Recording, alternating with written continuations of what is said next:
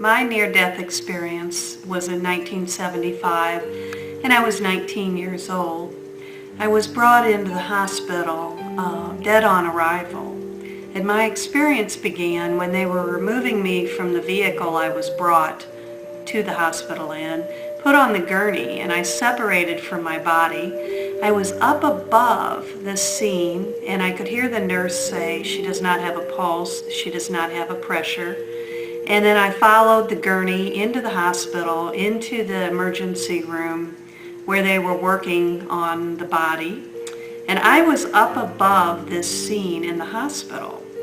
This hospital emergency room was on the first floor of about a 4 to 8 story hospital. And it's hard to explain, but I could see the other rooms. There was no ceiling, if you will, and I could see my friends that had brought me to the emergency room, as well as see the doctors and nurses that were working on me in the ER. I remember being out of pain. I was wishing I could communicate to the medical team that this is okay.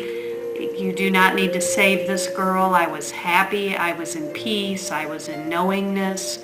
And I was wishing I could communicate with them, but I knew what was written on their hearts. I knew what they were thinking. I knew how much they wanted to save this 19-year-old girl.